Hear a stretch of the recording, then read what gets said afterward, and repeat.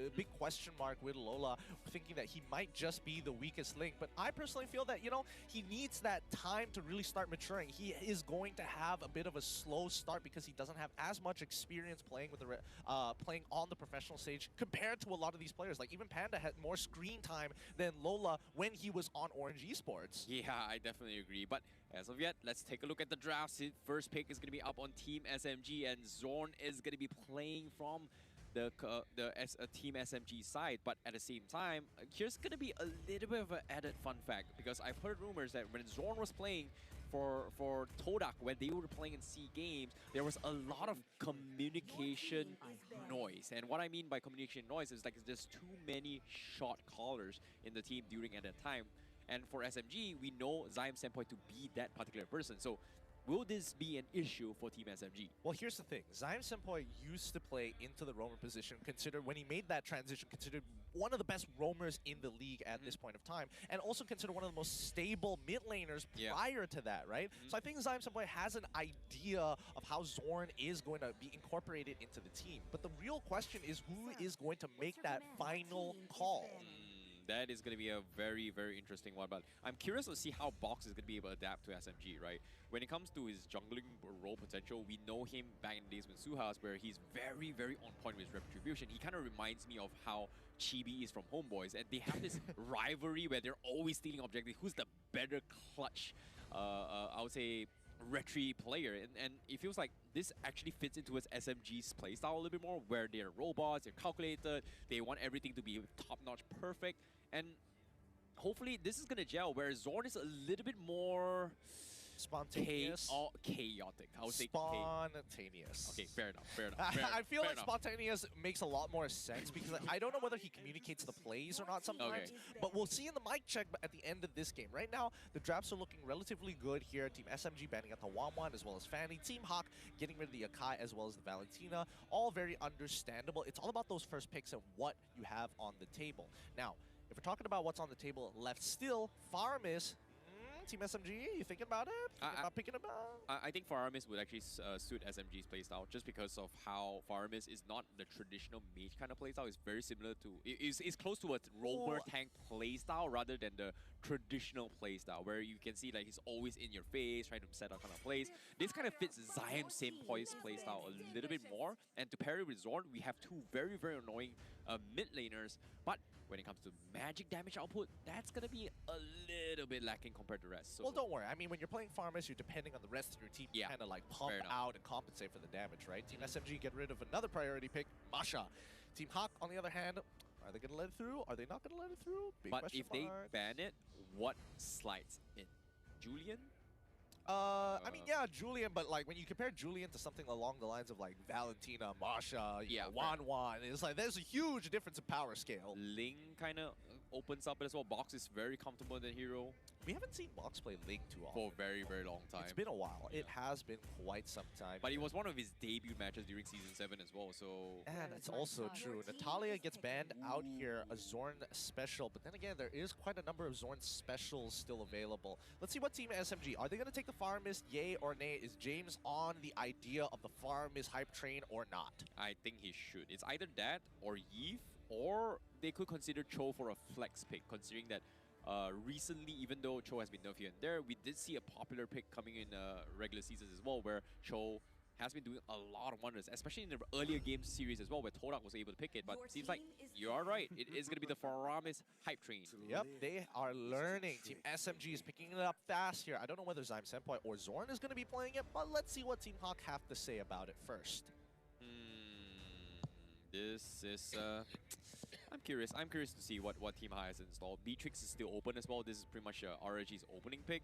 But at the same time, Franco is up for grabs as well. It's something that Team HAQ is very, very comfortable at, but it seems like they're hovering on Claude instead. So Claude is something that they do kind of prioritize, especially from the Indonesian region as well. In particular, it's going to be HAQ, where Skylar loves playing those Claude, but not many players can play to that level. So it's going to be a very difficult one, but seems like they are going to be going for the safe pick. That's going to be the Ling and Beatrix from Team HAQ. Very traditional opening based on what we've seen in the regular season. The Ling, the Beatrix, very staple here at the MPL MY.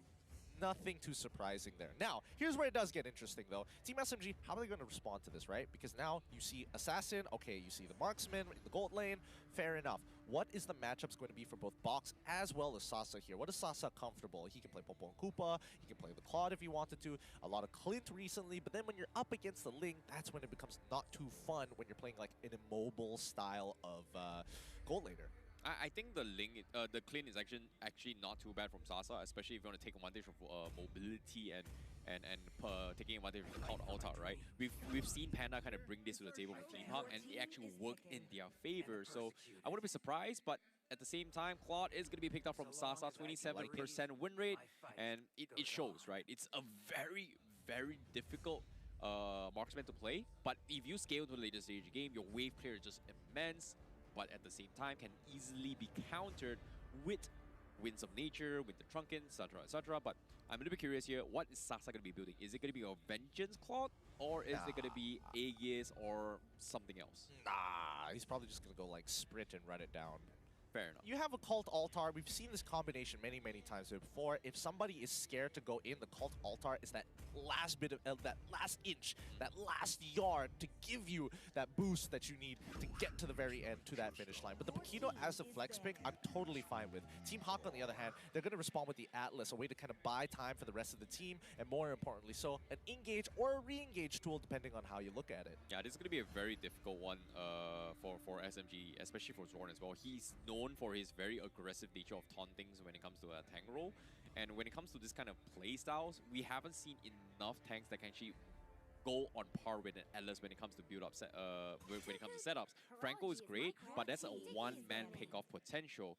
But seeing that the Diggy has been banned, they really want to secure the fatal links for the team to go in for the setup, the wombo combo. So Zorn may consider going for a Grok in this situation to try to just man-fight this situation. I think it's right now, the pool is going to be Cho, Grok, Franco. That's what I'm thinking for Zorn right now. And I think Zorn is honestly just happy. It's like, oh, thank God I don't have to play Diggy. Oh my goodness, that would have been so boring. He did play Diggy. He did play it, but did he like it? That's the question. Did he like it? I don't think so. I don't think so. It's not his nature. He's just too flashy, you know? He's too flashy. The man's too flashy. But speaking of which, let's not forget that Farmus can go into the support lane. Maybe Zorn can play Farmus, even though I don't think it's really his style, but he could have grown for that. There's a lot of big question marks there, but for now, it's going to be the Lilia the Lilia ban coming out from Team SMG. I think that's a really good idea. Helps slows down the charge when you have the Cult Altar and when you have the Ice Queen's wand. I'm sorry to say this. I know we're kind of throwing shade on Zorn, even though he's like a 10-season veteran player right now. But we've seen him long enough to realize that he's very, very flashy. That's my question to SMG. We have seen them for the past few seasons. They're very calculated. They're open AIs. They're just robots. Can Zorn actually be a robot himself? Well, that's the thing. That's where we're like, oh, does he really fit with the team? Everybody knows he's got the mechanical prowess to fit anywhere. But the question is how does he view the game compared to everybody else? Can he really jive with them? He's tried it with Todok. Is he going to work out with Team SMG instead? I don't know. But Team HAQ, they're going to be banning out the Esmeralda, giving priority over to Team SMG. Do they want to start thinking about the EXP lane? I mean, they already have a flex. I think they've got to ban Eve and Lee's coming from SMG, but no, they're banning out the Phobius just because the Paquito is looking to win his lane matchup, and I guess it makes sense, but I mean, there's Claude on top of the Paquito, so there's multiple ways. That's Cho as well, that kind of procs the Phobius. I mean, if Cho comes out, still big question mark. If and only if. But Smooth most likely is going to be playing the Paquito. I was surprised that Tamu's not going to be banned, and Team HAQ might consider it on the XP lane. I'm never surprised. Tamu's completely ignored two series now. Yeah, that's the thing. In the past I would like to say 3 weeks, but so far in week number 3, we haven't seen a lot of Thamus, surprisingly enough. Week 1 and week 2, we saw a lot of Thamus. Yeah, and then people realized, nah, this kind of sucks. I don't really want to play this no more. Let's go for something else. Let's bring a lot more utility. Team HAQ, now with 3 more seconds, first pick on the second phase. It's going to be Cho, the denial here, coming out from Team HAQ. Yeah, this is nice. This is something that I think Man plays a lot as well, coming from Team HAQ. He did flex around with his Cho preseason, but Franco completely ignored, and I think Cho is a great way to respond as well. One Shunpo can actually take the hook and still negate out of the situation. So Team SMG, they may consider it now. They're looking up on Zorn. Is he going to play the Franco? Is he going to play the Grok? Or is he going to play the Kufra, which is signature hero that won him MPL Season 3? But in this situation, I don't think Kufra is that great against the Link. So I feel like Franco is a safer choice to deal with the Link. I think it's safe because you can actually harass the purple buff, but Kufra is not too bad here. We see the Grok and as well as the Balmon get locked in for the side of Team SMG. It looks like it's going to be smooth on that Paquito up against Lola on the Cho. I respect that. I respect that a lot here. But now it comes down to the mid lane. Does Team HAQ actually want to go for Eve? They see the Grok and they're like, I don't know about that one. They see the Paquito, I don't know about that too. I like the idea coming from SMG where they have this immunity control to invade with the Grok, etc. But my biggest concern for SMG is that where's your magic coming from? Faramis alone? I don't think that's going to be enough magic damage because in terms of itemization, when it comes to defensive items, right? Magic items, Radiant Armor doesn't have like a soft version of like the Dreadnought Armor. The Blade Armor doesn't like, or even the Athena Shield doesn't have like a soft version of the Blade Armor itself. So I feel like that's a big question mark for SMG because all Team HAQ has got to do is Dreadnought Armor, Steel Plates, done. I'm good enough to tank everyone for SMG except for the Faramis. Hey man, it depends whether Team SMG is able to get ahead. And with the Balmon, every turtle is basically yours. So that's the game plan here. But this Cyclops, can we just take a moment to appreciate that Team HAQ, they are confident. They are extremely confident here. They didn't want to go for the Eve. They're like, we want that hard, good old lockdown. Yep, one-shot combo. We are going to be potentially seeing Master Yoda up on screen. So Team HAQ has got their drops ready and looking to rumble. SMG with their adaptation with Zorn in the picture. Can they look for that stop? The Faramis in the hands of SMG. They're looking for all-out brawls and tanky meaty shields against the one-shot combo where Team HAQ does have the split push potential. Ladies and gentlemen, we're heading in towards the Land of Dawn for game number 1 for SMG versus Team HAQ. Hear that crowd roar. We're excited to see who's going to be coming up in the second matchup. The rematch between SMG and Team HAQ, game number 1. And immediately Zorn right up to his antics here, trying to bait Min out to do something about him. Well, the king of emotes, known for his title. He is going to be saving his way through every single time there's going to be emote. At the same time, we do see Zorn looking to go for the invades. Gary, not going to be pressured. Zorn is just taking a shield pill, messing it up with Min's brain. And it seems like Min might be actually affected by this. Honestly, Min can't really do much about it. Let's be real here. Min at level 1 Atlas doesn't really threaten Grok at all. And Grok's passive ensures that he's not going to get punished. But I think the important thing here is how Zyme Senpai, with the help of Zorn, is able to clear out that mid lane. He shouldn't die here. If he dies right now, he's in a lot of trouble. But he's going to play with fire as Min gets some good damage onto him so far. Zyme Senpai caught really deep inside the enemy jungle. Without his roamer here, he needs the help of Box, who gets into the middle of it. First blood achieved by Team HAQ. Guardian's barrier already up, and Box trying to get as much as he can. Mon really caught out of position here. Box can actually secure this kill, but Min needs to block this. Mon ends up dying. Box level 4. No! Oh, the lethal counter doesn't connect. Sasa, he wants this kill. Give it to me, brother. Give it to me. Box still chunking him down. One more auto is all he needs. Sasa's gonna proc his sprint as he runs off, and Gary going for a full-on dive. Box needs to respond to this as quickly as possible. Sasa takes the battle mirror image back. Now Gary, he's locked in. That's 2 kills for Team SMG. Yo, that was some big brain moments coming from SMG. They're just setting up a very, very long macro play, especially from Zorn, because the mind games are getting into Team HAQ, but somehow they managed to capitalize this on this, and now SMG did get another kill with this lead, and a lot of mess-ups coming from SMG, but somehow Team HAQ completely thrown off guard. This is a very, very chaotic playstyle from SMG, not what I'm used to watching. Look, it's protocol. That's the bread and butter of Team SMG. They've got protocols for everything, apparently. I didn't expect it to turn into that, however, but Team HAQ a little shaken by that, now behind by 3 kills. Dude, that did not look like protocol at all. That looked very different from the usual SMG I'm looking for. At least the communication is clear. Like, On Sasa point, was yeah. making his way in towards Tribrush when it already occurred. Like, Zion Senpai is like, I'm gonna need some help here. Zorn's completely out of this fight. You gotta do something about this. Now, Zorn, You know, trying. No, he resets it. No, don't think he okay, actually does. Okay, he doesn't. Thank goodness. But what's the retreat? No, he's gonna take it. No, forcing the retreat. That perfect. Zorn's trying to get on out of here, but instead Min says, "No way, Jose. We're bringing you back with a Fatal Links." So he's making a lot of space. He's sacrificing himself, but he's applying so much pressure that they force a 4-man rotation, and Sasa's able to farm his way through on the top side. But let's take a look at the emblems real quick. I don't see anything out of order. Maybe the Cyclops here reducing a little bit on his movement speed, prioritizing on cooldowns instead. Okay. Prioritizing the cooldowns here, a good spread, and I do think it's kind of interesting. Not a lot of players in general like to kind of split up their, what do you call it?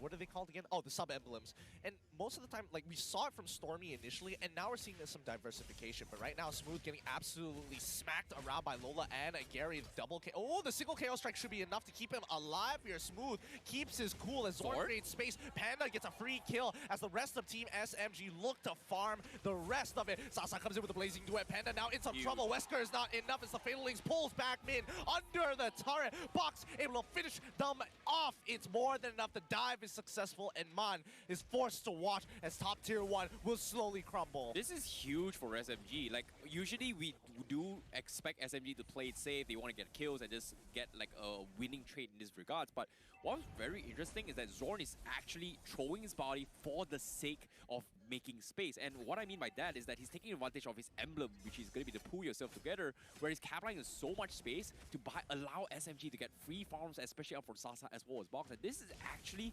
helping them get a better laning phase compared to, I don't know, usually people will think that, oh, your tank is dying a little bit too much, you're kind of garbage. But this time, this is very calculated coming from SMG. Oh, the catch out to Min so far. Does he have the perfect match? No, he does not. Fatal Links only hits onto Zorn so far. But can they finish off this kill? Altar already procced here. They can actually press the advantage here, but they don't want to. They pull back. They see Gary, and they're like, no, 4v2 is too much, and we don't want to go even Stevens. We'll just let Zorn die. Yeah, that was just unfortunate for Zion Senpai. It was half a second late, and we're talking about damage reductions as well and damage output, right? This is where it's starting to shine. The magic output coming from Zion Senpai is starting to show that it's not going to be enough, and the rest of the teams are just physical. Meanwhile, Smooth just tanking his way through, takes a tier 1 off Lola's face. What is going on here? We didn't get to see the EXP lane too much here, but right now, Smooth is sitting at a full level ahead. He's got 1 kill, and he's also broken the tier 1 single-handedly, in a matter of fact, which is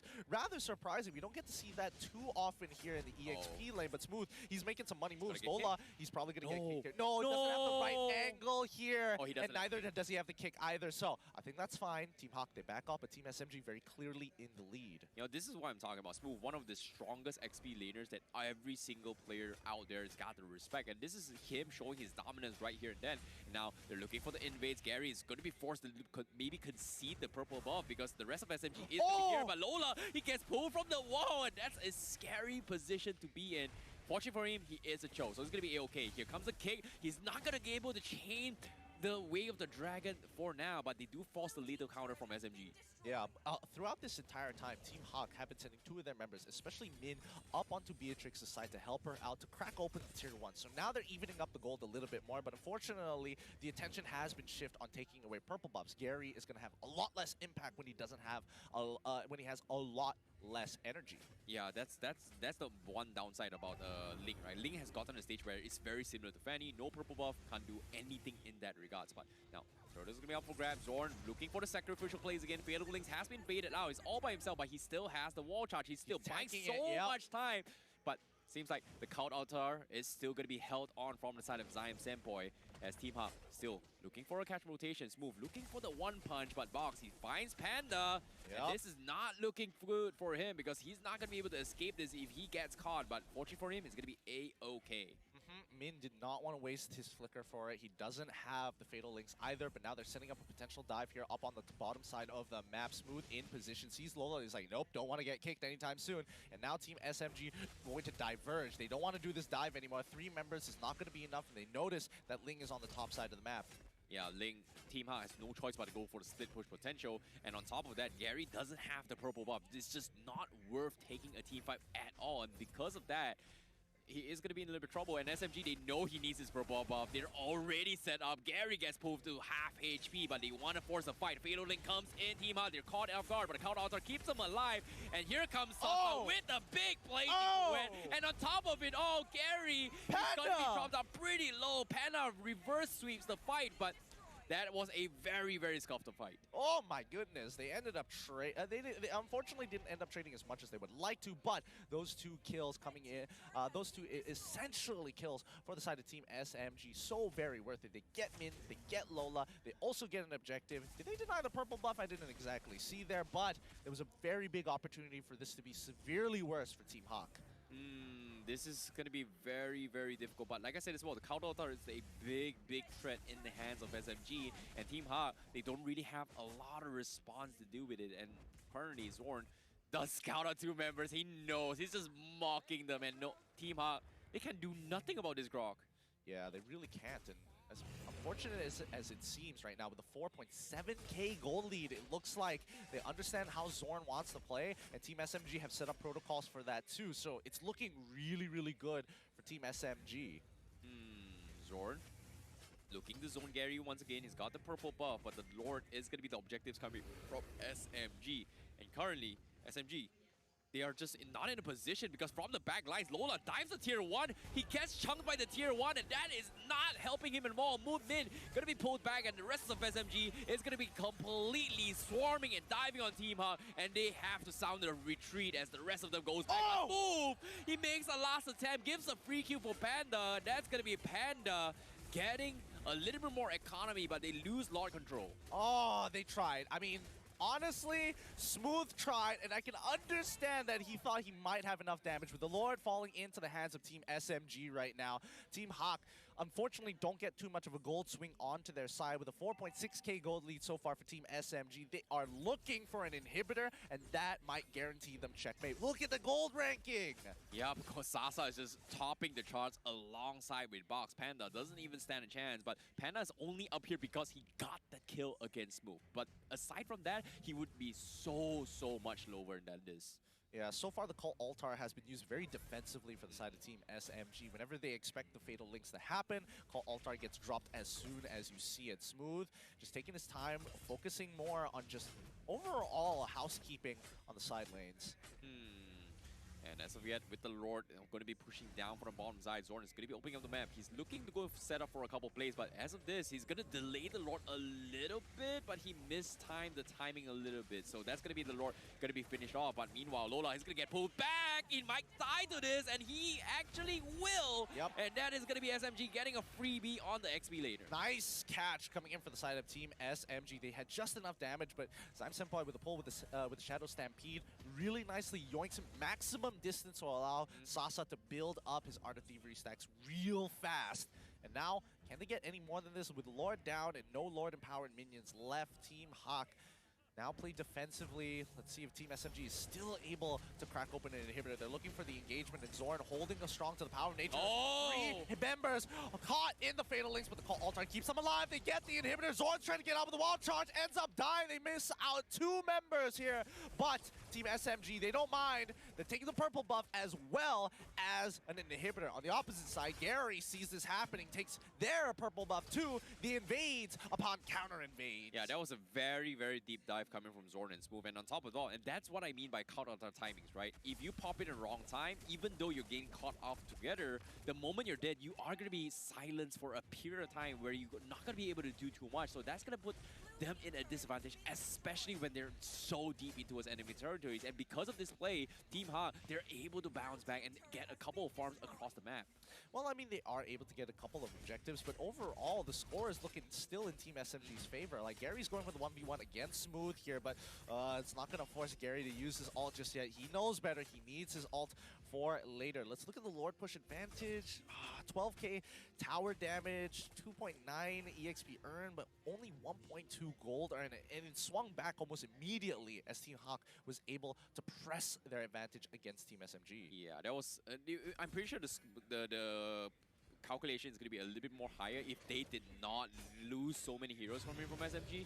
But so far, it's not over yet. I'm a little bit curious to see how the itemizations coming from Team HAQ. Have they adapted the itemizations to deal with all this physical compensation for SMG? Because earlier, just now, we did see the damage dealt coming from Zion Senpai. It was barely 30,000 as compared to what Mun is dishing out throughout the entire team fights. Yep, as Gary split pushes the side lane and the rest of Team HAQ is covering, they're willing to sacrifice this Luminous Lord here, as Smooth should be able to protect this inhibitor, but he's taking so much damage here from Wesker. Gary trying his best to clear it out, but Zorn is chasing them down. They've got the potential flank here. Panda can get out of here just in time. It should just be Min who gets caught out, but with the perfect match, it's going to be tough to keep up with them. They all make it into safety. No punish coming in from Team SMG, but now with 42k gold and a Luminous Lord, they need to make sure they can crack all the inhibitors and look to end the game. Yeah, they've got the Lord objectives, but you can start to see how difficult it is for SMG to actually chunk away at Team HAQ's composition. They're just so tanky, so mobile in all this fights, and slowly but surely they will lose out a lot of this team fight potential. But Gary, however, looking for the ego challenge against Smooth. He's got the crits, but Smooth, he's looking for the reset, but he flickers away. He outmaneuvers Gary, but his life is still in jeopardy. He has the KO pot. Can he get it? And he gets the KO! He wins the fight against Gary. Sad boy Gary, Smooth, just so smooth. He played that perfectly. He was waiting for those cooldowns, hid in the brush. So as soon as he sees the Divine Sword come out, double KO strike to the face. And now the inhibitors are being threatened as the Fatal Links come out. Call Altar to respond. They're looking to end this game. Panda needs to stay alive as lethal counter finds one, hits its target. Panda, the next forced to flicker. And now they're looking to end this game. Nibiru's Passion already coming out. And that is going to be game, set, match for number one. Team SMG nicely take this game away. Well, the draft to see where these teams are going to be on which sides. All right, let's have a look. Which side are they on as the drafting phase does begin? It looks like Team HAQ on the blue side, Team SMG on the red side. Yep, they've got to respect this. And knowing SMG, they should ban Faramis, right? Oh, yeah. Unless they're like Todak where, hey, you know what? I'm going to try and challenge it. Take the Faramis. I'll give you one. You know, you gave us a bonus round game one. We'll give it to you game two. Man, I mean, that's true. As long as it's not Valentina, that's totally fine with me. Fanny gets banned out. Akai gets banned out. HAQ banned out the Rock this time. Okay. Respect to Zorn. But, okay, I'm not going to lie. Zorn was extremely annoying. Like, even though he was giving away kills in early stage of the game, but it was all I would say sacrificial night plays all the way through. I would agree with that. I would agree. There is some long-term planning that I mean, Team SMG, they got their payoff at the end of the day. So I can respect it coming in from Team HAQ, but Team SMG, they get rid of the Valentina. Now, my problem with banning out the Grok, it does mean that something is going to get let through. Whether it be the Masha, for an example, whether it be the Faramis, for an example, whether it be the 1-1, there's only 2 bans left and 3 power picks that have been consistently banned out throughout today. I think the Masha pick is something that SMG may consider not banning, knowing that Zorn can play it, Zion Senpai also can play it, Natalia is also a good shout as well if they want to decide to go for it. We've seen Zion Senpai kind of do it, but that's the thing, he's playing the mage role, so most likely it's going to be Zorn playing it. I feel like... No, it's going to be Smooth. It's EXP Masha. No, I'm talking about Natalia. If it's Natalia, I don't know about that, brother. Unless there's like a very good situation to do it. I think Team HAQ is making a very good argument here by banning out this Faramis. Now, this leaves Team SMG to think about 1-1 and as well as Marsha. Okay, like, it kind of makes sense considering that they banned the Grok. So if they pick the Faramis himself, they are going to be giving away a little bit more to SMG. So why take the risk? So in this case, 1-1. Could be focused on the side of SMG, and I like it. I like it. They have to ban out the 1-1, right? They ban out the 1-1. Team HAQ now have access to Masha. Yeah. Are they gonna go for the Masha? I feel like going for Masha. They should, right? They should go for. Yeah. Yeah. Who's gonna play it though? Is this like a tank or an XP Masha? What? Lola is going to be playing it. Masha now just doesn't go into the support lane anymore, and honestly, it's a little sad because it's very oppressive, but it's also like, oh, thank goodness. they nerfed the Sky Guardian helmet. They nerfed the Curse helmets. So yeah. So I'm thankful that it's not in the support section, but it's still annoying in the EXP. I love it though. Like, imagine you as a tank coming, seeing a DPS, boom, one shot by, you know. I loved it. I loved it. I loved every bit about it. It was one of my best, I would say, rank farming solo kill hero like 2 patches ago. I'm not gonna give you a medal for that. If you're looking for a star, for like star in kindergarten, I ain't giving that here. This ain't a donation house, all right? Now, looking at Team SMG so far, I'm surprised they went with the Beatrix, because I would have expected more along the lines of carry because of the HP that Masha has, but they're also gonna go with the flex pick on the Paquito. All right, fair enough. Big questions need to be asked. Team HAQ, what are they gonna do about this? They have to figure a way to deal with the choke, because SMG, they might consider going for the choke again. It's something that's not very, very comfortable, but okay, they're bringing in a Kadita. We did see a Kadita matchup in yesterday, you know, hoping to go for the 5-man wombo combo torrent. What? What? Yo, it happened. It happened in the highlights. I'm trying to figure out what indication does this, like, what's the signal? What is the trigger point here to say, yes, I want to play Kadita right now, right? There is no tell here coming in from both Box as well as Smooth's lock-ins, and Team SMG now locking in the Natalia is just going to make Kadita even less valuable. Well, technically, you know, a Kadita can play very similarly to a Natalia. Only difference is you don't have the hiding status. So, you know, we've seen it before. We've seen it especially from Ash, who plays it. You know, hides behind the bush, out of nowhere, and goes in for the wombo combo. But at the same time, we haven't seen a lot of conceal plays where, similar to how the Philippine region does, they do cheese their way by going for like 2-man conceal, double conceal, just to flank a position like 2 guys behind the enemy lines for Lord Pit, which is very, very risky, and I've not seen it done here in the Malaysian region. I don't know, but it feels like you're just smoking a lot of copium right now. It's just so much copium. I'm not even gonna lie. Team SMG, they ban out the Atlas, understandably so. So my thought process is completely different here. I think that they're going to be locking in Kadita from the side of Team HAQ just to make sure that Team SMG is less likely to lock in Yve, because you have a guaranteed way to one-shot the Yve when she's standing still using that real-world manipulation. Obviously, there are ways around it, like the Purify or even the Sprint, and just canceling your ult early, but the main issue is you're denying the real-world manipulation. Fair enough. Boxia are going to be banned off. Respectable. It feels like it is definitely respectable, because they need a jungler that is going to be very tanky, right? That they have a roaming Natalia. Also, it's a counter matchup to Masha anyways. I think that's totally fine here. It kind of fits both angles for both jungle and EXP. But Team SMG, what else do they ban here? The gold lane is set up. Technically, the EXP and as well as the mid laner is set up. Do they want to consider banning out? Oh, they decide to ban out Ruby. I feel like they might consider going for a Barrage jungle, just because they need a tanky jungle. Or from the side of SMG. Balmond, okay, they can still stick with the Balmond for Box as well.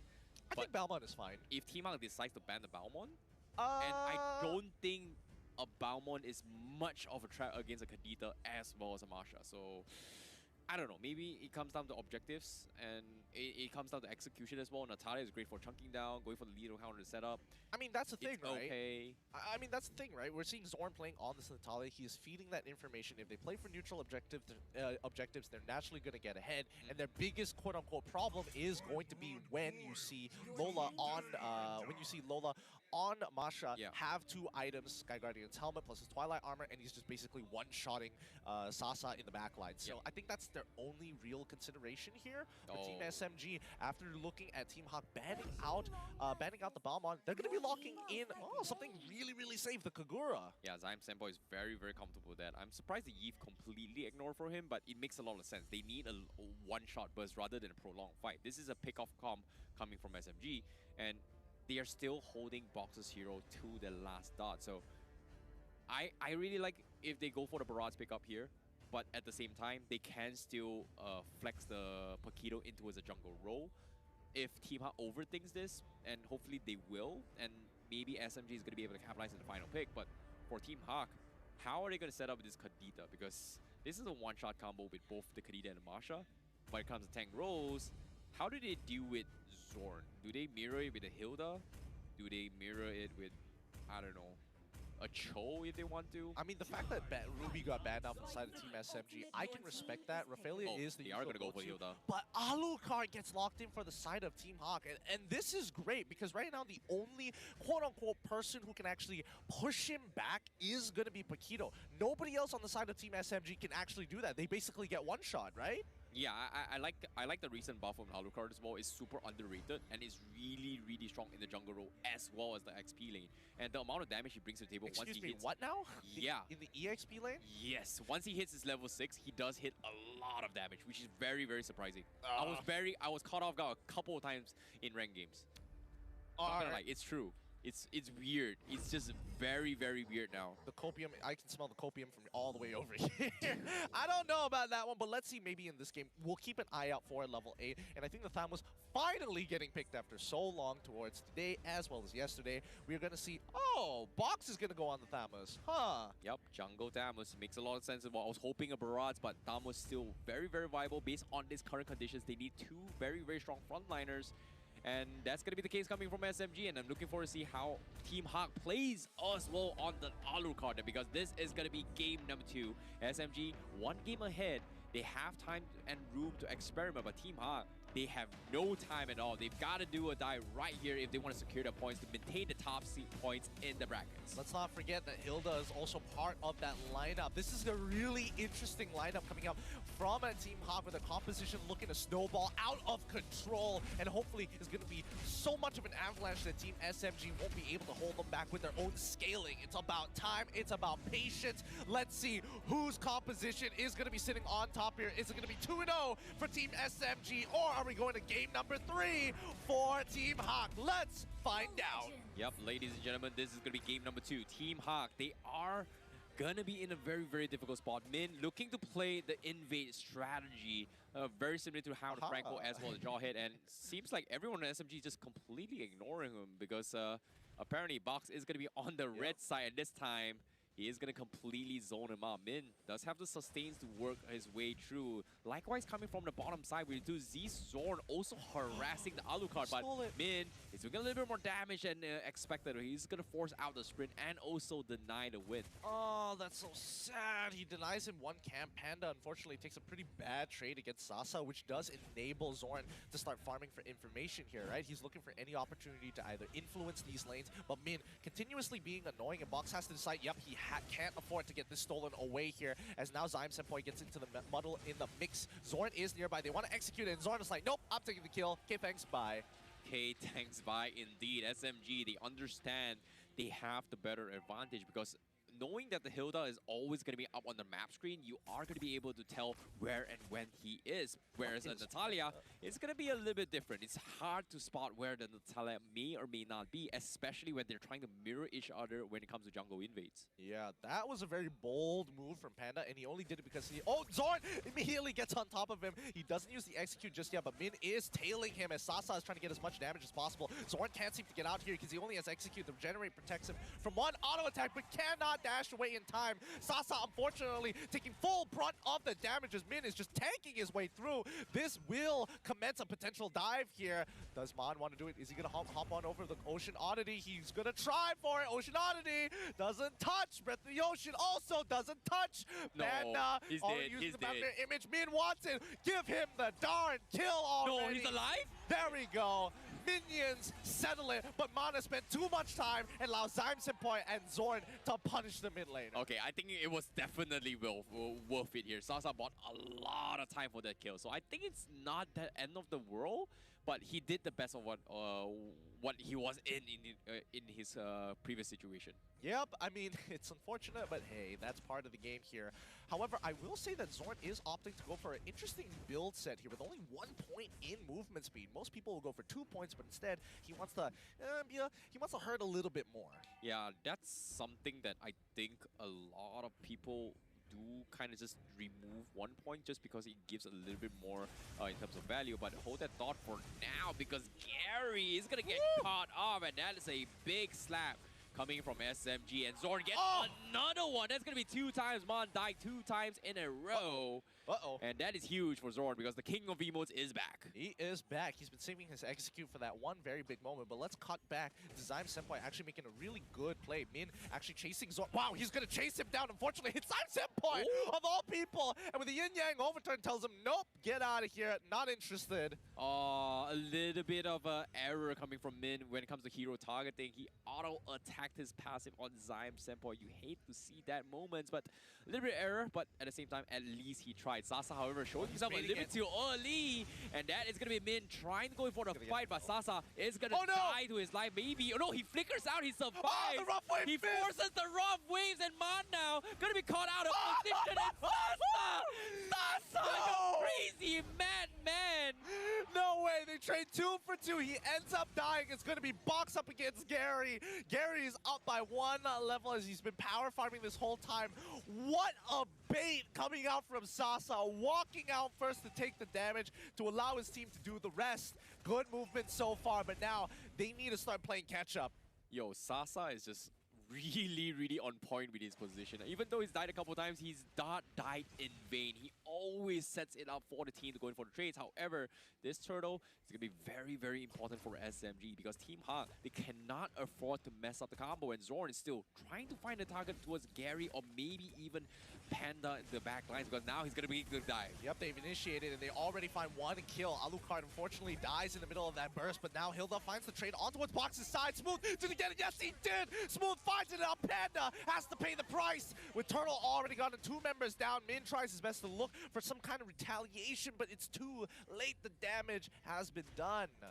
Whew, that is a big win coming from SMG. Sasa still farming his way to gold plating. It's barely even 5 minutes. The amount of fights that we have actually seen is just a little bit too much. I'm not gonna lie, it's a little bit too much. I felt like this has been mid-game already, but it's only 5 minutes. Yeah, I mean, it's quite the bloodbath. 13 kills into the game already so far. It's really sad that Gary actually gets bursted down like that, but Zorn is doing a lot of work with that smoke screen. Very effective targeting. And so far, I mean, knowing that Lola hasn't been able to participate in these fights, he's focusing on his own farm. He knows he needs the scale to go for that big one-shot onto Sasa later on into the game. But here comes the yin-yang overturn from Zyme Senpai. Almost behind, from behind. But Min gets the kill, but from behind, Panda ends up dying regardless to Natalia. You trade 1 for 1 every single time. Oh, Zorn. Such an annoying Natalia. But meanwhile, Smooth is going to come in as well. He does have the smoke screen, and Gary getting chunked up a little bit too much, but he does have the sustain. Zorn trying to finish him off, but eventually he will pay with his life. Sasa going forward, he's out of position. There's no one to help him. The box is a little bit too late, but here comes Smooth to save the day. But SMG, they need to get out. Oh my goodness, this is back and forth. Zorn pulling himself towards Sasa, but right now Sasa does not have enough items to actually threaten Min, and Min is just really tanky right now, especially with the concussive blast, taking tank emblems for himself on top of being 3-2-1, by the way. 3-2-1, he has more kills than Panda as Tier 1 will fall. Yeah, he is going to be the roamer, but this is where we start to see the Alucard kind of shines. Right now, he's level 9. You saw how much sustains he's going to be bringing to the table. In terms of damage output-wise, he's starting to hurt a little bit too much. Lola, however, the meat shields of the game, apparently from the side of Team SMG, they kind of conceded the 1v1 matchup with the Paquito against the Masha, and it's not surprising, but this is going to put SMG in a situation where they are losing a lot of objectives in terms of map presence right now. Speaking of map presence right now, this turtle's being contested, and it's, well, it's a 5v3. It's not looking too good here. Team SMG has position to flank, so they're going to back off, allow aggro to reset before... Wait, Natalia's going down bottom side. It looks like they want to give this up here. They could get a tier 1, but right now Lola on top of Zyme Senpai disarms him. They're going to give up this turtle as Sasa taking this time to chunk out these tankier members, and that should be tier 1 bottom side gone, but Panda goes in on top of Zyme Senpai with the blazing duet, almost gets him! Oh! So very close with the yin-yang overturn, but they are sitting on top of the clone to punish him. Panda dies, tier 1 falls, and Team SMG, but despite not getting the turtle, gets more gold. Yo, that was a little bit crazy plays coming from Zyme Senpai. He flickered away, and he tried to re-engage to try and burst Panda down before dying, but he didn't die eventually because the clone was the one that caught him off guard. But Zorn just doing an absolute work onto his Team HAQ. Meanwhile, Team HAQ, they've got to figure a way to dissect it because we haven't seen too much of Box. Box has been a little bit off in sync for side of SMG, where he's just farming, getting objectives, and sooner or later, he might actually lose his matchup against Gary because in terms of power spikes, Gary is just gonna hit a little bit too much. But now, take a look at the items real quick from the side of Gary. Hunter Strike as well as the Malefic Roar. Meanwhile, Smooth is going to get caught out, but he is going to be able to survive this. Yeah, they're playing, again, man-to-man defense here, as I've heard so very often coming in from Leo himself. It's important that Team SMG, when they are retreating, somebody's there to back him up, and they preemptively call for the rotation to make sure that they survive. They cannot let Gary snowball out of control. He's eventually, as long as his power spikes are even with Team SMG, they can play around it. Now, Zorn, he's trying to get on out of there. He drops the smoke screen as well to ensure that Min can't hop over the wall. And now, with the way that Team SMG is playing, they're just taking their time. Yeah, they've got to play very, very patiently right now because as of yet, they haven't exactly have a strong frontliner, and Smooth and Box needs a little bit more time to build those tanky compositions, and that's why you can see this so much overwhelming presence coming from shown by HAQ of just completely invading. Meanwhile, Conceal plays up top. SMG, they might actually get caught off, and that's going to be Zyme Senpai, the first one to fall. Next is going to be Smooth, and they get completely tripped up by this Conceal play. Well done from Team HAQ. That's not all. It's about how much you can get off of this punishment. Box is getting absolutely chunked out here, forced to use that ultimate. Gary wants to jump into that fight, but you know Zorn is nearby. Bottom side doesn't fall just yet as Masha back to gatekeep, housekeeping in the mid lane. They can't afford to lose any turrets. Yep, Gary on this Alucard just doing a lot of work right now, and this is super underrated for an Alucard jungler, right? He does clear decently well. It is kind of a fighter-ish playstyle, but even though we have kind of strayed away from the tanky fighter composition, this is technically not really a fighter. This is an assassin DPS fighter composition coming from Team HAQ for the jungler. Yeah, I mean, Team SMG, there's only so much they can really do here. And now that the Lord has been slain by Team HAQ, this is going to get especially difficult because now Team HAQ should be able to gain the gold lead back. And if they can extend it to about 5k, Team SMG might be in some trouble. Yep, and based on the damage that the tank is doing more damage than Gary and Panda combined. That is well, considering the amount of invades and the amount of presence he's been showing, and Zorn being the roamer for the team does take a lot of more damage compared to the usual roamers that we kind of see. So they have to rely a lot on whether or not Zorn can still open up the map, because Team HAQ, they're grouping up, they're just not allowing SMG to do anything of this place. Great snipes coming from Sasa, but it's not going to be enough because the biggest threat right now, which I feel coming from Team HAQ, is got to be the Masha. Yeah. Who's actually off the screen most of the time, but he's doing a lot of cross-map plays, off-map scenes. But look at that. Zorn is already put down to potentially lethal here with only 20% of his HP left. Masha is having the time of her life. Like, Lola is playing his own game right now. No way. Outer turrets. Oh, boy. Zorn almost getting caught out there by Min, who bothers to check the brush. Really nicely done as the conceal comes out as well. Team HAQ just scooping up all the gold from the jungle. Team SMG just forced to play slowly. Yeah, they have no choice. They need a little bit more items up on Box as well as Smooth if they want to sustain the amount of damage Team HAQ is bringing to the table. And it's very, very difficult to do so. And Team HAQ, currently, they've got the invades. They can go for the one-shot. Box gonna get harassed, but there's nothing they can do against this Hilda as of yet. And this is quite annoying, but Smooth, he goes for the play. He tries to make a dive on this Gary, but he doesn't have the damage. Gary is going to go full dive. Smooth needs to run for his life, and SMG, they get the disengage, but Team HAQ, they are going to have Min caught out, but down to the last health. He's not going to get junked off, and Panda with the blazing duet scares them all off, and Team HAQ, they trade 1 for 1, and another one, but Gary, he got sniped by Sasa. Oh my goodness, that worked out so well. Now Zorn, he wants to get onto the right targets. He's already fine mount. He gets the kill and Smooth back into the fight with Sasa, watching his back. 3 for 1.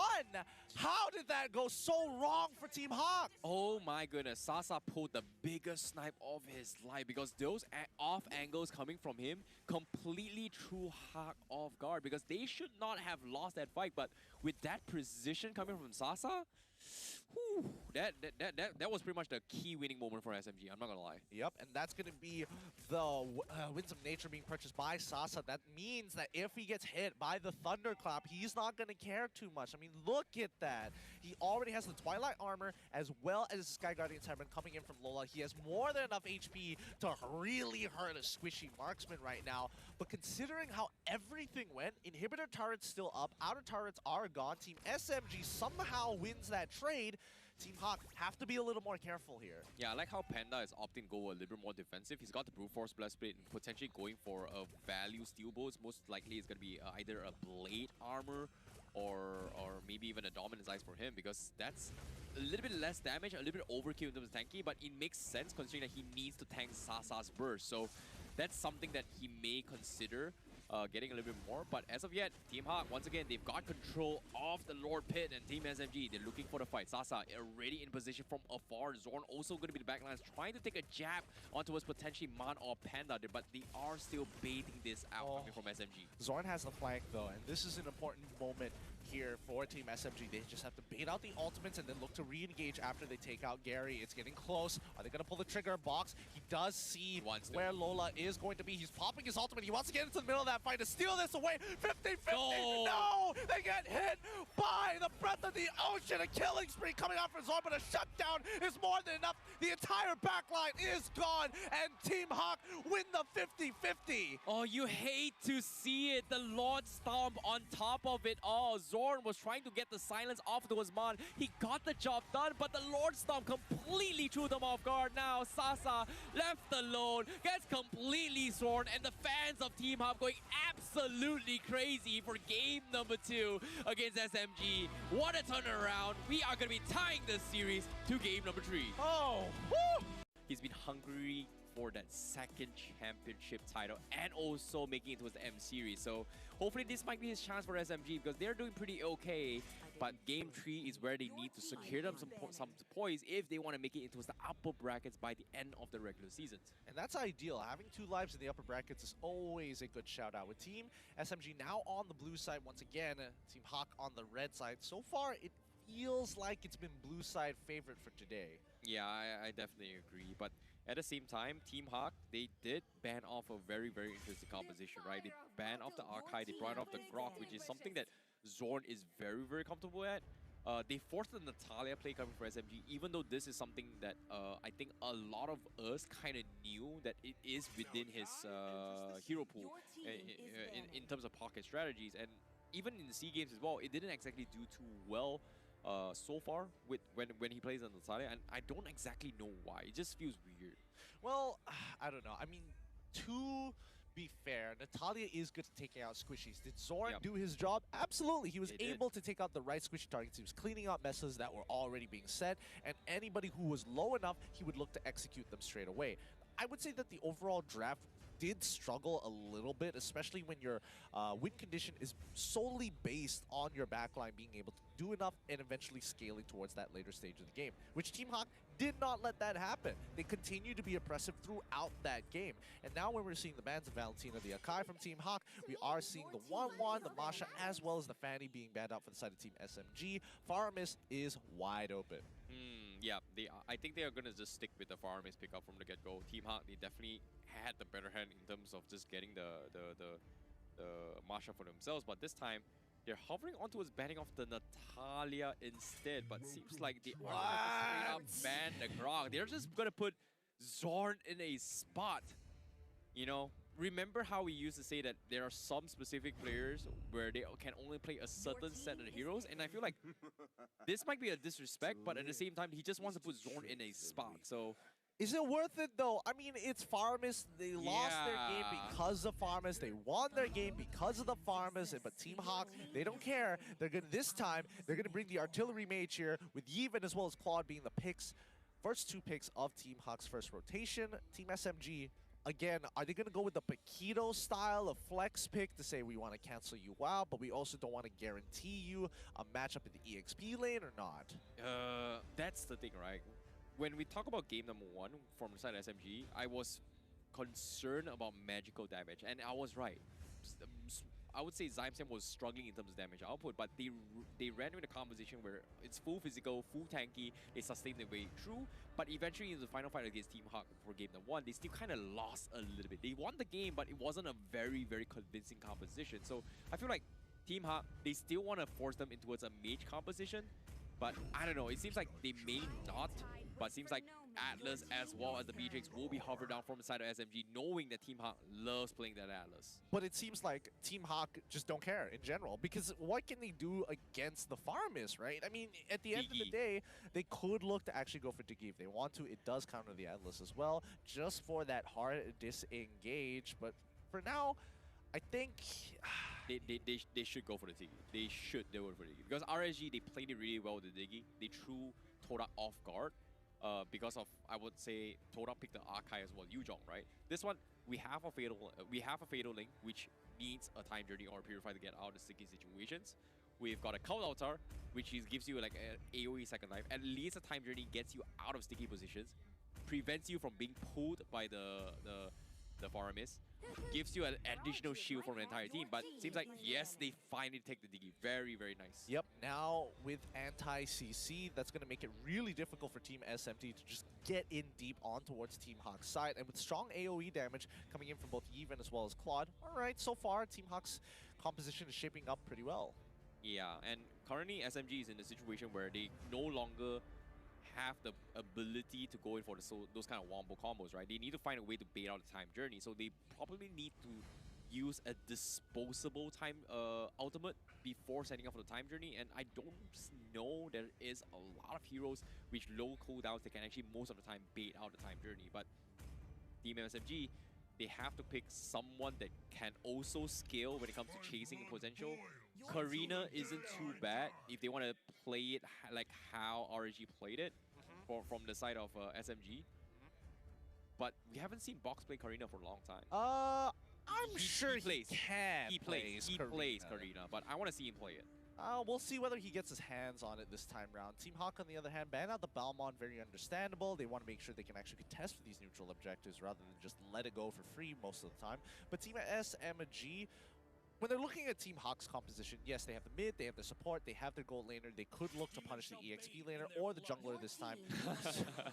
So much respect. They ban out the Alucard, forcing Gary to play something a little bit more. You can see him. I bet he's smiling. I bet he's smiling from under the table right there. It's pretty good. Like, time journey with the Alucard allows Alucard to have free reign in terms of assault, so it makes a lot of sense. And against a Cult Altar composition, Alucard is going to be able to sustain it all, so I like it. But at the same time, I kind of want to see what Gary can pull as well, because this is going to be a Gary versus Bach push-up, because SMG, they're pretty much, their composition is just deadlock in a situation where they need to rely solely on Box and Zorn, and Sasa, I mean Box and Smooth to set up against the time journey, my bad. Fair enough, fair enough. But let's see what Team SMG is looking to go for their final ban here in the last 22 seconds of this round. Esmeralda for Smooth, maybe? I guess. They can benefit get the shield. For a brawl. Yeah, they have to go for the brawl style now. I don't know. I feel like Gary might just whip out a Roger like a Hellcat at any point in time, but I think banning out the Esme is totally fine here for Team SMG. Now they kind of have to like, oh, let's play Thamos. Let's start thinking about Yuzhong. Let's start thinking about Khalid. Let's start thinking about other EXP laners, because the EXP meta as of right now is pretty stale. Yeah, I like the Khalid in this situation. Lola can actually utilize it a little bit more. Not a big fan of Yuzhong, even though you are, but in this composition, a Yuzhong against a Faramis is kind of scary. I will prefer the Khalid a little bit more to take advantage of the time journey, to go in for the setup and in terms pull off the sustains with the Sand Guard. So, I don't know. What's Gary going to play? Is he going to play a Link? I mean, if he plays Link, it's really, really safe. If he decides to go for literally anything else, that'd be awesome, like Hellcat. Oh yeah, Hellcat. I like Hellcat. It's pretty good. Throw that out there? Disappointment. Man, I think I inhaled way too much copium there. Bro. Look at this. Like, today's Lings games has been 0% win rate. And this time, and sorry, not just 0% win rate, it was 0% win rate against a Faramis. That's also a good point. That's a good point. So, I don't know. Like, it's going for a bursty composition. And Faramis kind of excels, and it's kind of like an anti-burst hero, so not a big fan of it, I'm not gonna lie, but I want to see what SMG picks right now. Like, they need a way to deal with the Ling right now, and Cho XP is not too bad. Hayabusa jungle? Huh. Oh, okay, I can see this work. All right. I can see this work. They needed a mage. Esmeralda is taken out, and yeah, this is a pretty decent XP lane. I mean, I don't think Esmeralda was going to be the pick in the first place. I think Team SMG was a little bit more worried about, like, oh, if you're banning out the Dyrolf, that means you want to go for Esmeralda. It feels obvious because we still want to go for Orpheus regardless of what you do. And I think this is all right because now you have an option to re-engage your opponents even after the Fatal Links has come out, even after the Call Altar. It just gives them a lot of driving force in both directions. Team HAQ, on the other hand, disengaging is great, but their re-engage mechanic is going to be that real-world manipulation, and it can be used vice versa. I think the biggest issue coming from especially Smooth on the Phobias is that the Link can bait him out towards a very, very awkward position. But at the same... Oh my goodness, they're using the Time Journey Glorious Pathway combo. That's so much mobility. That's just running in your face. That's so funny. Now... I mean, both teams want to literally do the exact same thing. The biggest triggers is going to be the real-world manipulation, the Time Journey, and Faramis' Cult Altar, as well as Zorn's Fatal Links. Those are the 4 ultimates we have to keep in mind here. Everybody else, it's all about engage and re-engage. Let's see how good it's going to really be. I'm curious. Both teams going to go in for the Brawl composition. I'm curious, is this a Revitalize Hylos or is this a Vengeance Hylos? Because that is going to dictate the tempo. I'm a little bit curious to see how it goes. But ladies and gentlemen, the draft has been set. The decider match. A lot of very, very interesting picks coming from both SMG as well Team HAQ. But SMG does have the Faramis, one of the biggest threats here in MPL MY Season 10. The mirror matchup, it is going to be the Hylos as well as the Diggy to compensate their way through. Team HAQ versus MGMG. We are going to be heading into the Land of Dawn because this is going to be game number 3. Jumping into a final game, only one of these teams are going to survive. SMG on the blue side, THQ on the red. Let's see how they're going to play this out. Sasa is going to help box out a little bit to increase his clear speed here, as mid lane Zion Senpai is actually by himself. Atlas went into Ling's jungle to try and threaten him and slow him down as much as he can, forcing Gary to... Oh, actually, Gary didn't even have to use his Retribution. Zorn's just chilling. I was hoping a Revitalize or a Vengeance up on Lola. Seems like it's going to be Sprint. Oh, I'm sad. It's old meta. I know it's not really great, but... Oh, who got Gary. it? Who got it? Oh, Gary's the one who got it. All right, he wins out on that first Retribution fight, so Gary is going to be ahead here, while Hayabusa is going to have to take a sweet time. Yep, and that is going to be a little bit of a slow start coming from both teams. I feel like there's not a lot of invades, except for Zion Senpai just scouting out here and there, but it seems like he's forced to play in a very, very supportive role instead. And they are going to try and punish Gary, considering that the roamers are mirroring each other down bottom to protect the gold lane. So it's a battle between the gold laners coming from SMG and Team HAQ. And I like it, just because they realize how it is going to go through. But the flicker forward means first blood in the hands of Sasa. Yep, Sasa already getting one. Zorn is still able to kind of help him out, but he needs to recall because Diggy's going to come back up in towards lane. Gary now setting up for a potential dive. He sees Zorn. Zorn's in trouble. Perfect match already coming out. Can he make it out just in time? Gary isn't going to jump on it just yet, but Yve is. She is going to chase him down, forcing that flicker out of him. He survives. However, on the top side, we do see Lola getting dove himself. Sasa, however, is going to be next to fall potentially because here comes Team HAQ. Sasa down to 1 HP. Gary, he wants it. Does he want to sacrifice his life for it? Because now he doesn't have the energy. Zorn is there, but he doesn't have the Fatal Link. Zion Senpai is going to come in to save the day. And they want to go in for the fight. They got in a Frozen Tempest Blade in time to get him out of there. But Zion Senpai is sprinting his way through. He needs one more skill. His cooldown, and that is going to be the kill. He pulls Min back right as well. Yep, mid lane now uncontested as these chain of events is working out for Team SMG. Zorn looking to get on top of Min so far. Fatal Links, he's yoking him, delays it, secures the kill for Zion Senpai. You know, now that I think about it, the amount of chain pools that SMG has with the Fatal Links on top of Zion Senpai's second skill, it's kind of ridiculous if you think about it. I mean, The Shadow Stampede is a pretty good ability, and Zyme Senpai is consistently getting it at max range. Now, Lola being annoying as ever, trying to threaten Box so far with how tanky he is, but at the end of the day, Box is a level ahead of Gary.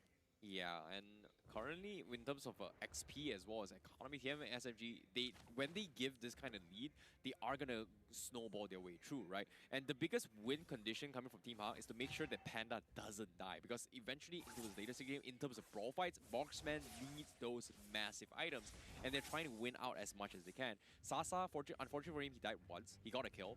I would say it's still dead even between both Panda and Sasa in terms of farm right now. I think we'll have to check that out in a little bit when we see the damage dealt or the gold earned. But so far with the sub-emblems, it's mostly about movement speed. But now, do they want to commit to the dive here? The Oki Shadow Kill is being used. Box doesn't want to go any further than this. As we see the rotations being made by Team HAQ, they back off, realizing, okay, big abilities are down, back to farming. Yep. We are going to be farming their way through because it's just not worth taking a fight as of yet. Gary is just getting harassed, but I like how Zorn is making sure that he's keeping tabs on where Gary is most of the time. While SMG, they're just playing to their strength, knowing that Smooth is a little bit difficult for Team HAQ to actually punish, considering that they are focused on protecting Panda in terms of farm official. So Lola, not going to be able to do too much against his matchup. Like Smooth, he's taking a lot of damage, but at the same time, in a full-fledged team fight, if he can't get into his team fight quickly enough for the team or start an engagement from side Team HAQ, they are going to lose out. Yep, real-world manipulation already coming out here, but a quick disengage from Team SMG, and especially with this turtle already up, Team SMG have an opportunity to actually try and 50-50 this and bait Team HAQ into a fight.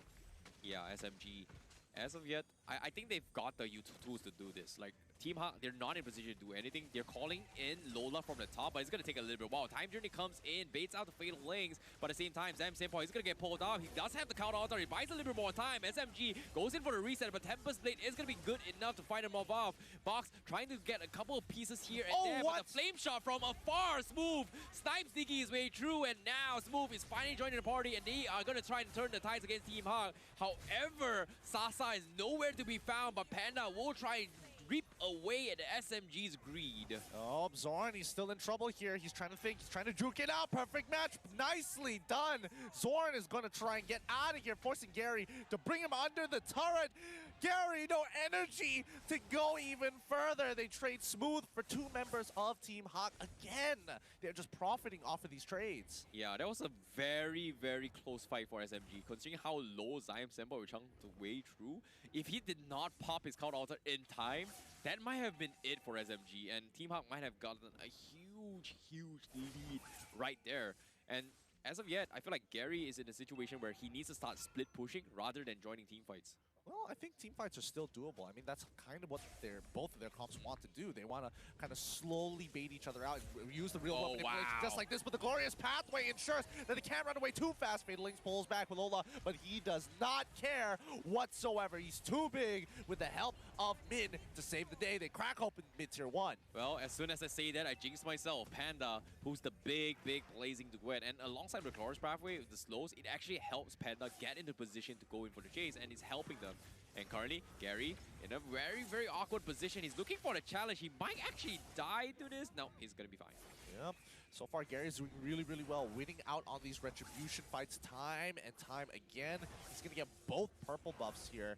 That's going to be huge for him because Hayabusa still needs a purple buff to be able to kind of manage his own energy. Yep, 6 seconds left on the clock for the purple buff, and retribution down on Gary with 10 seconds left, so it's not really much of an issue. So either ways, we'll still have the retribution, but SMG, they have to be very, very careful on what they need to do next, because Lola is in the vicinity to zone them up, and while the split push is happening on the top side, Gary can rotate in very, very quickly as compared to the rest of the team from SMG. Yep, but with Team HAQ already in position for this, they're going to start this turtle soon. Zorn is a little low to commence the fight, but the rest of the team isn't there. Team SMG not going to be contesting for this turtle. They're going to head back in towards lanes. It's not worth taking the risk. Yeah, that's the power of what Link brings to the table, right? Like, it's all about split push potential. SMG can't really out-rotate them. They've got to just play for time. I was hoping Box is going to be able to rotate a little bit quicker, but Box is just having a very, very difficult time to find kills himself, and this is actually quite worrisome for Team SMG. Yeah, honestly, I'm not too worried about Team SMG right now. They'll eventually come to their senses, but in the meantime, Team HAQ with an 800 gold lead, again, playing very, very slowly here. They can't afford to make a mistake, and especially with how volatile both compositions are, the moment one person is able to get ahead, like significantly ahead, it's pretty much over and done for. Agreed. Zyme Senpai is gonna get stunned his way through. The Stampede comes in, but Glorious Pathway all by himself. Lola, the rest of the team is a little bit too low. He's gonna get Fatal Link into the turret. He might actually just die here. Mistakes has been made. A little bit of miscommunication. Real Nation to zone him out to secure the purple buff as a salvaging point for Team HAQ. Yep, they slowly push on backwards here. Bladed Tempest already finds one. The call altar is quickly dropped. Sasa doesn't die here as Phoveus comes and saves the day, picks up that kill as Sasa is able to pick up the Diggy. That's 3-0 in favor of Team SMG, and that's what happens when you use the ults too early. Oh, mistakes were made from Team HAQ, and SMG completely punished them. The HP is good, but Panda, he tries to salvage the fight. Like I said, he's a little bit late, but he almost died with 1 HP, sharing it with Sasa. But eventually he dies, Zorn! He got the pick! Wow. Okay, fair enough, fair enough. Give the man what his credit that he so deserves. Phoveus on top side, not going to be dealing with Gary right now. He's currently 2 levels down, and I think he still needs quite a bit of farm. However, Hayabusa, same plan, looking to split push. Both teams, their fallback is, I'm going to split push and see how much gold I can scrape up. And they haven't even been able to make at least 2K of a gold deficit for either side. Oh, Team HAQ making a little bit too much of a desperation attempt, and it actually cost them getting picked off one by one, time and time again. Not exactly a good plan right there, Team HAQ, considering that they were in such a huge lead. And because of this, with Lord attempt being up and available, and Gary hasn't exactly synced up the lane yet. And you can see Box already anticipates what Gary is going to be doing, and he's already going to try and mirror Gary as much as he can and let the rest of his teammates do the heavy lifting. In this case, Sasa does see Panda in the vicinity, but are they going to be starting the fight anytime soon yet? I think they are here. Do I see the Fatalings come out just yet? Yes, Zorn gets a catch on towards Gary's side. He's trying to back away as Lola gets pulled back by the Shadow Stampede, uses the Glorious Pathway, real world manipulation to slow them down to 50-50 in all. Panda in the middle of the fight with a Blazing Duet, but so far it's too late. Diggy's already down, and the Call Altar comes out nice and late. So now they're pressing their advantage. Oki Shadow kill, gonna be more than enough, but that Flame Shot finishes him off through the winds of nature. Lola on the run, Mon makes it out, and they find the kill onto Zorn, but 2 members had to die for it. Yeah, I can understand why Lola was in that position. They wanted to stop SMG from going for those retribution fights, right? Box was nowhere near to be found. They were just focusing on Lola. He threw his body for it, but at the same time, they lost a little bit too much because I did not expect Panda to be picked off. And this, even though Team HAQ, they do have the Lord, SMG completely taking him out of the picture means that they are going to scale a little bit better. However, it's not over yet because it is still 50-50s in terms of economy, and one mistake will cost them the fight. Yep, with Lord pushing down here so far, oh, things are working out well. Oh, I thought Team SMG was the one to get it. Oh no, Team HAQ was still able to 50-50 really nicely here. And now they're going to be crashing on towards if they can get the inhibitor. Fatal Link's already through. Demonic Force already finds Eve. It's over. They're pulling back. The Call Altar comes on through, but it's too late. Lola is trying to hold on for as long as possible. Oki Shadow kill. Going to be more than enough. And they completely wipe out Team HAQ. Panda had no chance with a Blazing Duet. Oh, that was just so unfortunate. SMG, they completely wiped the floor with that. Even though the Lord was coming in, Team HAQ, they were not prepared for that engagement, and getting caught like that is not going to help them at all. Oh, that's so unfortunate. Great combination coming out from Team SMG side. An extended fight indeed, but Team HAQ losing mid so fast right now. But they're back up. They're still healthy. This upcoming Lord does bring up a couple of questions. Who really is stronger in these team fights? It feels like if you're a second too slow on your ultimate, it's already over. Yep, it all comes down to execution, right? Panda cannot be the first one to engage. He's got to take advantage of the Glorious Pathway to set up for the Blazing Duet. If Panda is the first one to fall, that's it, pretty much it for Team HAQ. But for Team SMG, even if they lose Sasa from the get-go, they still have Smooth, they still have Box, they still have Zyme Senpai, just prolonging the fight. But it's difficult. It's really difficult to say who is the right letter, but I feel like it all comes down to that one big pick-off. Speaking of pickoff here, they're slowly controlling this river side for the side for Team HAQ. They understand what they need to do. Team SMG, same thing, controlling key points on the map, sitting by Tri-Brush, waiting around the river side, making sure that they stick as a squad. However, Team HAQ, they do have better mobility. Box is looking to rotate down to bot side, but he's not scared. entirely sure. And I understand the sentiment here. Gary slow pushing the wave, letting the minions do the work for him as they draw a line in the middle of the map saying, hey, this is no man's land. Yeah, I definitely agree. It's all about the waiting game. I like how Gary is just sneaking down below. He wants to snipe the tier 2 on the minimap. That's a very, very cheeky play, but is it worth it? That's going to be a question, because SMG, they may look to go in for the fight, because as of yet, they are setting up for the Lord Pete. Zorn is here showing himself as well, but he does use his split bonds right now. So that is going to be nothing much happening. Both teams just sitting idly. Yep, I mean, there's nothing they can really do. It really comes down to who makes that first mistake. And with the gold lead being so dead even, I mean, Team SMG, they can wait for 42. They are 1.1k ahead. It's a very small margin, but if they can hit that margin right by that perfect window, Team HAQ gonna have some trouble. Yeah, and now Lord Bates coming in.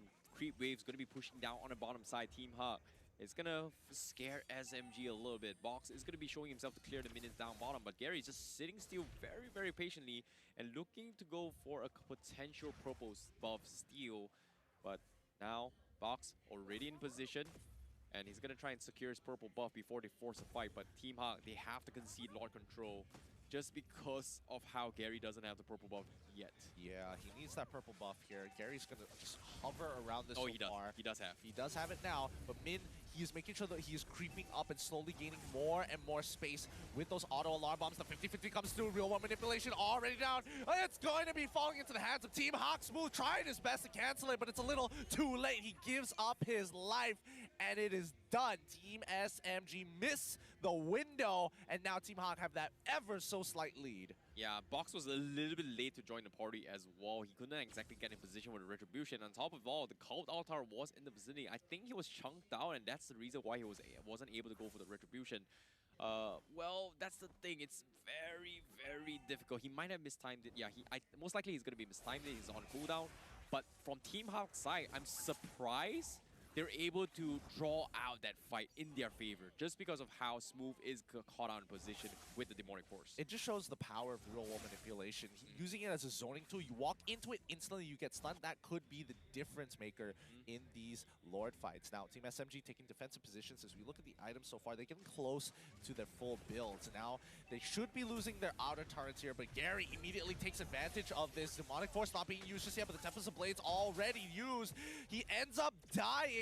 He's gonna come back to life. Immortality switch over to just in time. He manages to get on out of there with the Winter Truncheon. Now the rest of his team is in trouble as Team SMG drops down the Cult Altar. The Lord is pushing through. Box, he has to turn this around somehow. Can he pull it through?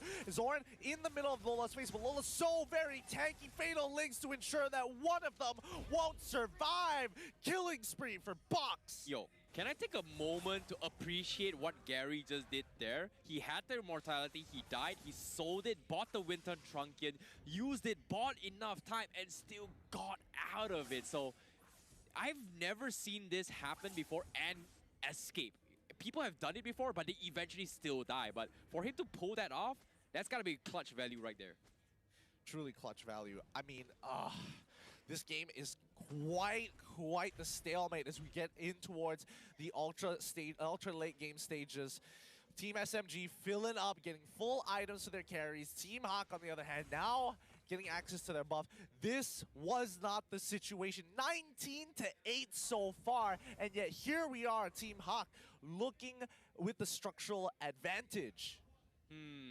Gary, once again, going for the split push potential, and SMG, they're getting sick of him. So it seems like they want to go for the control, but we do see a little bit of damage power spike coming from Box. He does have the high and dry. He does hit a little bit hard, so they've got to be worried about his position. Even though it's 3-0-8, Box cannot be underestimated, but speaking of which, Fatal Link comes in, they're dropping down pretty low, Count on top preemptively used as well, but the real manipulation, just slowing them down, and the big blazing duet is gonna come in, and Panda isolates Sasa, but Sasa wins his 1v1, and that's gonna be Panda getting taken out as the rest of Team Out, they're gonna get completely chased down, and Man is gonna be the next to fall, and SMG comes up on top. Gary, is he gonna go for the backdoor here? Yo, somebody recall. He's got to.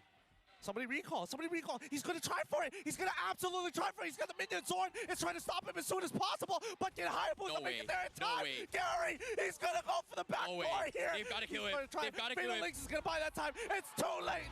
It's too late. Team SMG walk away 2-1. Even when Team HAQ was so very close. A sigh of relief.